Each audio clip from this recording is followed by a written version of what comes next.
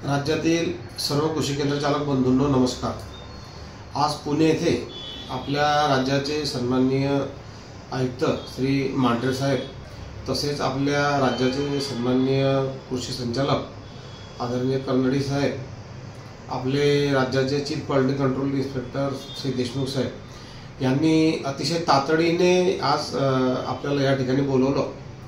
त्याचा उद्देश हा असा आहे की सध्या राज्यभरामध्ये रासायनिक खतांची मोठी मागणी असताना आपल्या पॉश स्टॉकमध्ये राज्याच्या 2,92,000 टनचा रासायनिक खतांचा साठा आज आपल्या स्टॉकमध्ये आहे।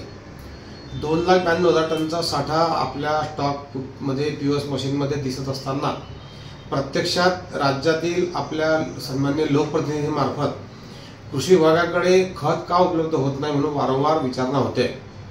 त्या अनुषंगाने कृषी विभागाने अतिशय कडक कारवाई करून ज्या कृषी केंद्र चालकाच्या पॉस मशीन अपडेट नसतील त्यांच्यावर आज कारवाईचे अतिशय कडक संकेत दिलेले आहेत। मग त्यामध्ये लायसन निलंबन करायची असेल, लायसन रद्दची कारवाई असेल किंवा FIRची कारवाई असेल।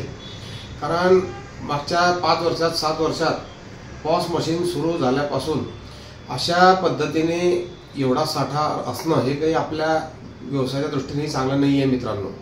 त्यामुळे माझी सुद्धा आज आपल्याला विनंती आहे की आपण आपल्या मशीनमध्ये असलेला जो साठा आहे तो प्रत्येकाने आपल्या गोडाऊनच्या साठ्याशी जोडवून घ्यावा।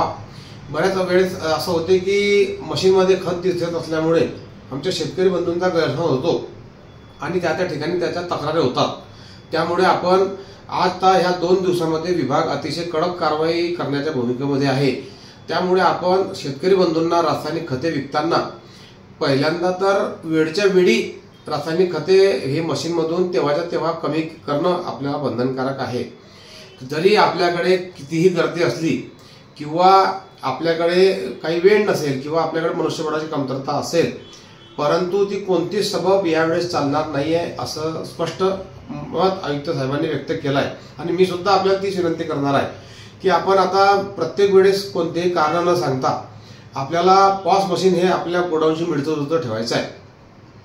त्याशिवाय आपल्या राज्यामध्ये मित्रांनो नवीन युरिया आपल्याला मिळणार नाहीये। कारण केंद्र सरकारकडे युरियाची मागणी किंवा अन्य रासायनिक खतांची जर मागणी विभागाने केली तर आपल्या पॉश स्टॉकमध्ये भरपूर खत साठा असल्यामुळे विभाग आपल्या राज्याला नवीन खत देण्यास तयार नाहीये।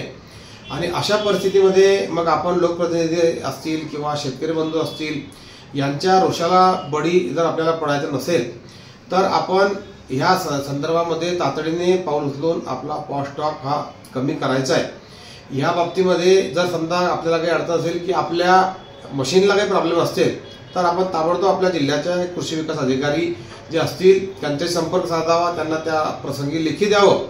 काही लोकांना जर नवीन अपडेट मशीन मिळाल्या नसतील त्यासाठी सुद्धा आपण त्यांच्याशी संपर्क करावा, ते आपल्याला नवीन मशीन उपलब्ध करून देतील।